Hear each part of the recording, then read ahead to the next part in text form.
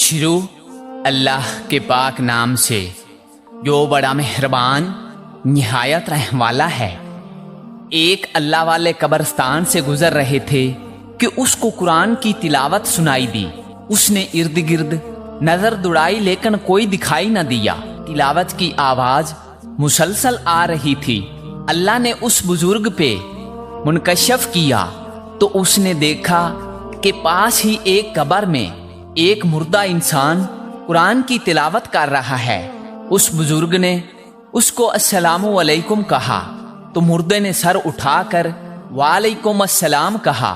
اس اللہ والے بزرگ نے پوچھا کہ ہم نے سنا ہے کہ مرنے کے بعد کوئی عمل نہیں ہوتا، دو ہی باتیں ہوتی ہیں، یا سزا یا جزا، آرام یا عذاب، لیکن یہ نہیں سنا تھا کہ قبر میں بھی ذکر و افکار، تلاوت و تسبیح کرنی پڑتی ہے۔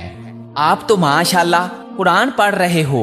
مردے نے کہا کہ جو انسان وفات پاتا ہے اس سے سب سے پہلے 3 سوال ہوتے ہیں۔ اگر وہ ان 3 سوالات کے جوابات دینے میں کامیاب ہو جاتا ہے تو اس کو کہا جاتا ہے کہ تم قبر میں اپنا وقت قیامت کے دن کے انتظار میں گزارنا ہے۔ جب تمام دنیا والے یہاں پہنچ جائیں گے تو قیامت قائم کر دی جائے گی۔ یہ قبر تمہاری آخری آرام گاہ ہے۔ یہاں قبر میں اگر تمہارے پاس کوئی مشغلہ یا مصروفیت نہیں ہوگی تو تم یہاں اکتا جاؤ گے۔ اس لیے تمہارا پسندیدہ کام جو دنیا میں تم کو اچھا لگتا تھا تم وہ بتا دو، تم کو یہاں اس کی اجازت مل جائے گی۔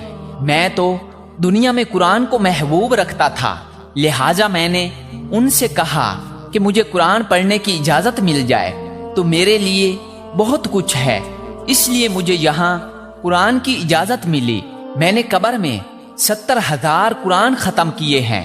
میں آپ کو 70,000 قرآن دیتا ہوں، آپ بس اوپر سے ایک سبحان اللہ کہہ کر مجھے اس کا ثواب دے۔ اس بزرگ نے جب یہ سنا تو سوچا کہ یہ تو بے حد سستا سودا ہے، ایک سبحان اللہ کے 70,000 قرآن کریم کا ثواب ملے گا۔